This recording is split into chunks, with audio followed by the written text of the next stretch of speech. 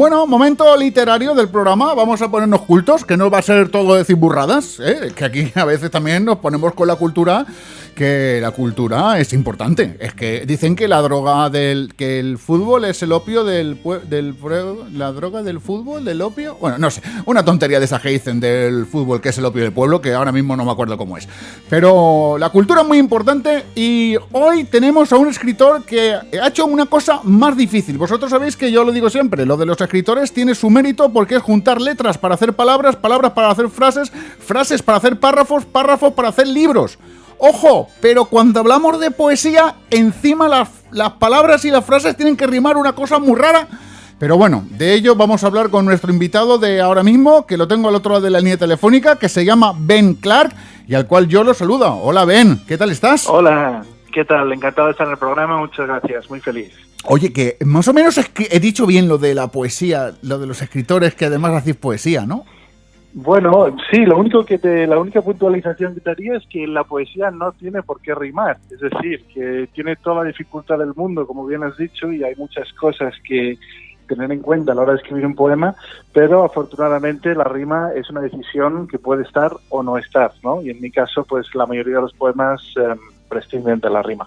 Ah, pues mira, bien, porque si a mí ya me parecía complicado escribir, imagínate encima que rimara una cosa con la otra, que a mí nunca siempre se me... Yo no sé por qué, ¿no? Cuando intento rimar algo siempre se me van las guarradas. Una cosa que no la acabo de entender. Me han dicho que eres un apasionado de la física nuclear, de eso hablaremos a lo largo de la entrevista, pero yo primero voy a empezar por lo fácil, por la pregunta sencilla, que ¿quién es Ben Clark?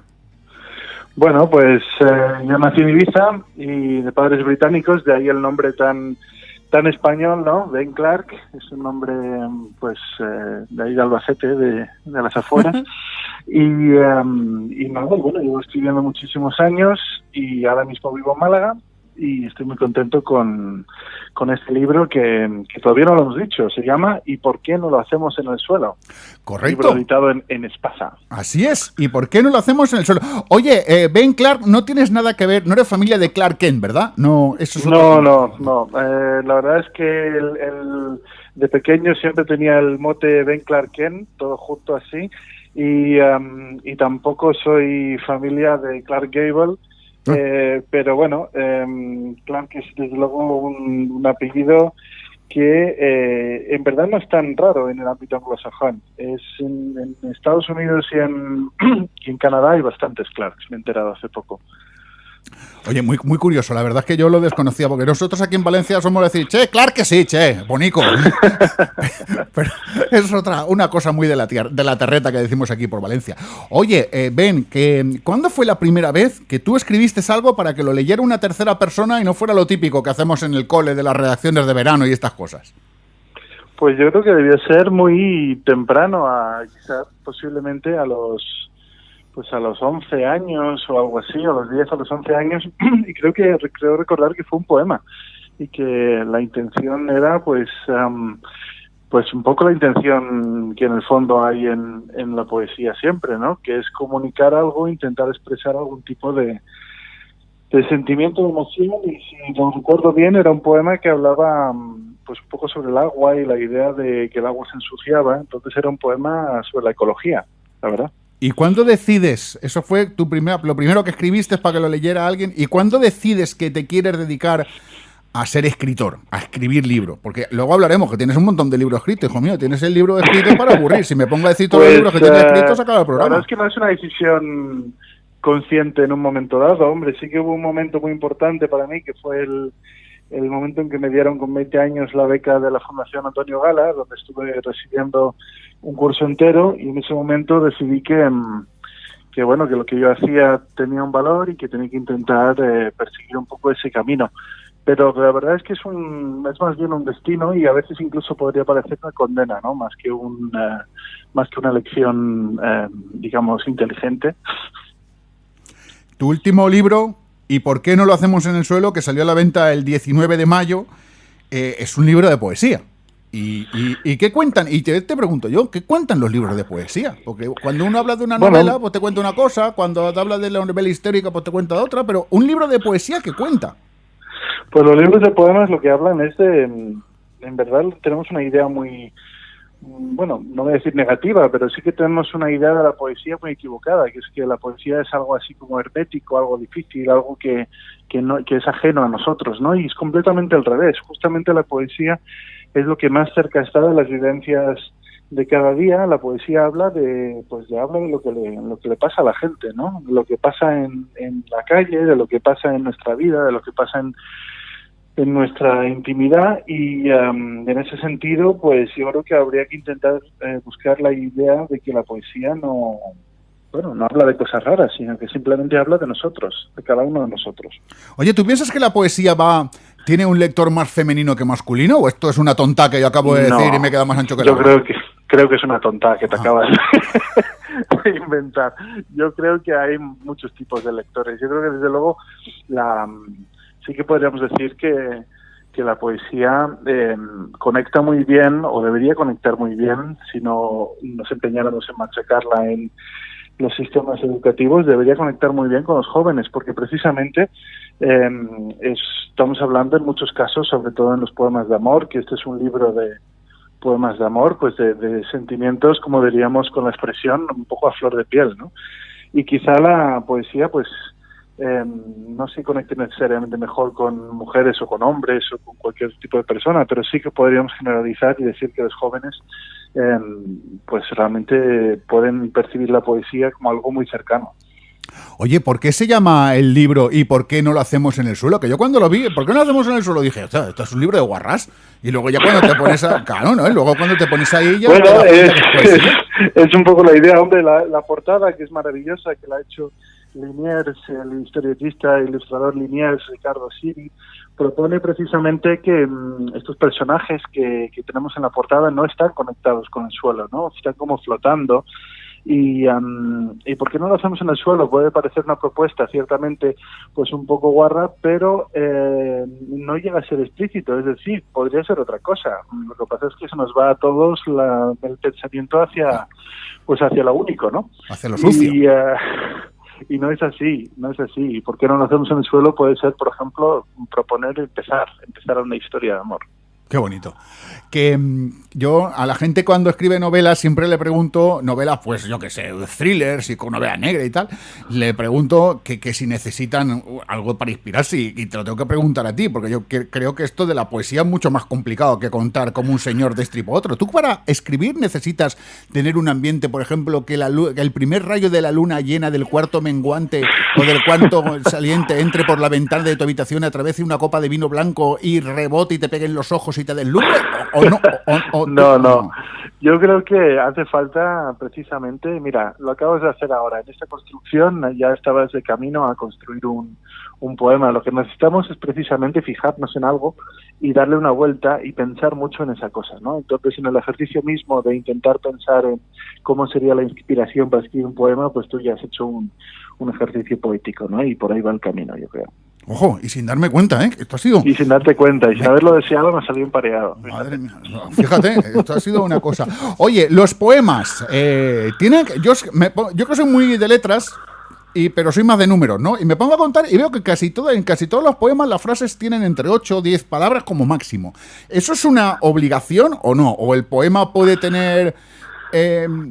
puede ser lo largo que tú quieras, las frases pueden ser lo largas que tú quieras, Bueno, primero habría que decir que no son frases sino versos, ¿no? Entonces, y el verso, pues en mi caso y en el caso de muchos otros autores también, desde luego, pero en el mío concreto, pues la mayoría de los poemas constan de versos que están medidos o que tienen una cierta medida, ¿no? Esto pues tiene un sentido rítmico y un sentido pues un poco parecido, y siempre pongo el mismo ejemplo, a como si fuera la partitura de la música, ¿no? La música, el compositor pues pone las diferentes notas que le apetece poner en ese momento, pero tiene que intentar seguir o mantener unas reglas mínimas para que eso musicalmente funcione. Yo creo que para mí la poesía es muy parecida, es decir, tienes que escribir con absoluta libertad, pero también intentando buscar decir lo que quieres decir de una determinada manera, ¿no? ¿Y por qué no lo hacemos en el suelo? Que es tu último libro, que cuenta cosas que te han pasado a ti y vas a decir que no, porque eres un poco mentirosillo, cosas que le han pasado a unos amigos tuyos que te lo han contado en la más intimidad como un secreto de confesión y tú me vas a decir que tampoco, porque eres un mentirosillo, o todo lo contrario, o me vas a decir la verdad de cómo ha sido esto. Bueno, mira, te voy a decir la verdad. El caso de lo que hay en ¿Por qué no lo hacemos en el suelo? Son poemas de amor, pero al ser poemas de amor que están construidos de tal manera que se completa con la propia experiencia de cada lector, los poemas contienen una parte de verdad propia, una parte de verdad mía, es decir, vivencias propias, pero sobre todo van a contener las vivencias de cada persona que lea el libro, con lo cual es un libro que contiene pues las intimidades de todo el mundo que lo lea, ¿no? Ojo, esto es como una revista del corazón, pero en libro, ¿eh? Exactamente igual, por eso hay que leerlo para enterarse de qué te pasa por dentro. Oye, leo textualmente, dice, llevo muchos años escribiendo poemas y lo que más me gusta escribir son poemas de amor. Y yo te pregunto, ¿por qué? Bueno, porque el motor es el motor, el amor es nuestro gran motor, ¿no? El amor es al final lo que nos lleva, lo que nos impulsa y lo que hace que las cosas pues tengan sentido, ¿no? Yo estos días de confinamiento he reflexionado mucho sobre el amor hacia los amigos, hacia la familia, hacia la pareja y hacia las diferentes personas que configuran nuestra vida, y también he pensado en el amor hacia las personas que no conocemos, ¿no? Es decir, en nuestros gestos, por ejemplo, de protección hacia, pues, en esta emergencia sanitaria, ¿no? En los pequeños gestos, como por ejemplo, pues eso, como ponerte una mascarilla, como diferentes cosas. Hemos visto muchos anuncios ñoños que tienen que ver con comunidad, pero es cierto que hay una idea de comunidad y hay un amor que se hace, o que se expresa, mejor dicho, a través de la idea de que es tan importante pues tener una conciencia de ser humanos, ¿no? Y por eso, por ejemplo, saltando de un tema a otro, pues la violencia, por ejemplo, que estamos viendo en países como Estados Unidos, pues me entristece mucho, porque yo creo que el mundo necesita precisamente mucho más amor. Que los americanos están tontolinos perdidos, eso ya te lo digo yo para que lo sepas. Con respeto, ¿eh? Pues lo dices tú, pero lo pienso yo. No, yo lo digo con respeto, no va a ser que el bus luego, si voy un día a Walt Disney no me deje entrar, que está muy trastornado a la cabeza. Oye, ¿cuánto tiempo te ha llevado escribir el libro? Bueno, el libro abarca poemas que más o menos abarcan unos 15 años de escritura. Esto no significa que todo lo que hay en el libro es lo que yo he escrito en 15 años, sino más bien es un libro que sirve para intentar hacer un recorrido amoroso por diferentes experiencias que van un poco desde la primera juventud más hacia la madurez, ¿no? Hay poemas de diferentes momentos y no he querido tampoco que tengan un sentido cronológico. He querido que fueran poemas que dialogaran entre ellos, ¿no? Entonces los últimos poemas, los poemas inéditos más recientes, pues son de finales del año pasado. Alguien que esté escuchando y diga, esto de la poesía, esto es un coñazo, esto no sé qué le dirías para que coja, ¿por qué no lo hacemos en el suelo y lo lea? Primero le daría la razón. Por Dios. Y luego le diría, pero aunque tenga razón, aunque entiendo perfectamente lo que quieres decir, aunque entiendo tu rechazo inicial hacia la poesía, te puedo contar y asegurar que si bien es posible que no te guste la poesía en general, o tú creas que no te guste la poesía en general, lo que sí que hay es que en alguna parte, en algún sitio, hay un poema, como mínimo uno, que habla de ti, que habla precisamente de algo que tú vives y tú sabes y tú conoces. Entonces, yo animaría a la gente a no cerrarse en banda, a intentar perseguir esa idea, buscar ese poema que cuando lo encuentren les va a acompañar toda la vida, ¿no? Qué bonito. Esto es como el que encuentra la canción, dice, esta es mi canción. Pues exactamente. Lo mismo, pero en poesía. Pues claro, pues si quieren encontrar su poema tendrán que leer poesía. Y qué mejor manera de empezar a leer poesía, si es la primera vez que lo hacen, leyendo este libro, que es ¿y por qué no lo hacemos en el suelo? Y yo os pregunto, queridos oyentes todopoderosos, ¿y por qué no os compráis el libro y empecéis a leer poesía para descubrirlo? Que esto sería una cosa maravillosa. Que, oye, Ben, ¿cómo te llevas con las redes sociales? Con el Caralibro, el Instagram, lo del pajarillo azul y eso, ¿qué tal? Bueno, intento llevarme bien. Yo creo que hoy en día es una forma importante de conectar con con lectores y sobre todo con potenciales lectores. No creo que la literatura dependa exclusivamente ni mucho menos de las redes sociales, pero sí que es verdad que hemos entrado en una dinámica nueva de interacción entre el lector y el autor. Hemos entrado en una necesidad de sentir mucho más cerca a los autores y a las autoras, y en ese sentido, pues uno, yo diría que casi tiene que estar, ¿no? Es importante, quizás es importante no perder mucho tiempo en ello, pero sí que es importante atender, por ejemplo, a las preguntas, a la gente que quiere saber, o a la gente que digamos muestra un interés pero tampoco se decide por comprar o no comprar el libro. Yo creo que las redes sociales es una forma estupenda como para meter un poco el pie en esa piscina y ver qué temperatura hace, ¿no?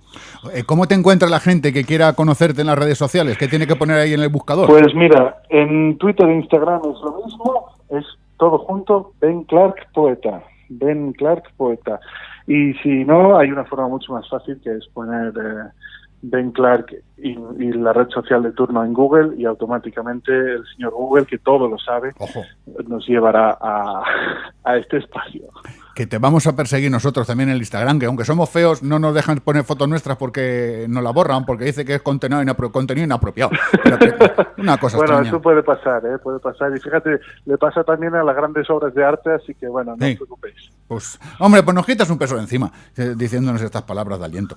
Que Ben Clark, ¿y por qué no lo hacemos en el suelo? Que no es un libro de gorrinás, que es un libro de poesía. Es un libro que a través de la poesía nos habla del amor y de muchas cosas más. Que Ben, que muchas gracias por estar en El Despertador, este programa, esta semana, y que ha sido un placer tenerte con nosotros.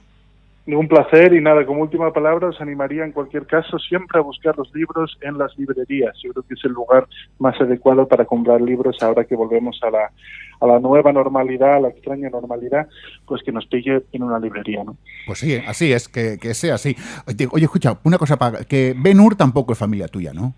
Tampoco, pero yo soy Espartaco. Un abrazo grande, Ben Clark, un abrazo muy grande. Un abrazo, gracias.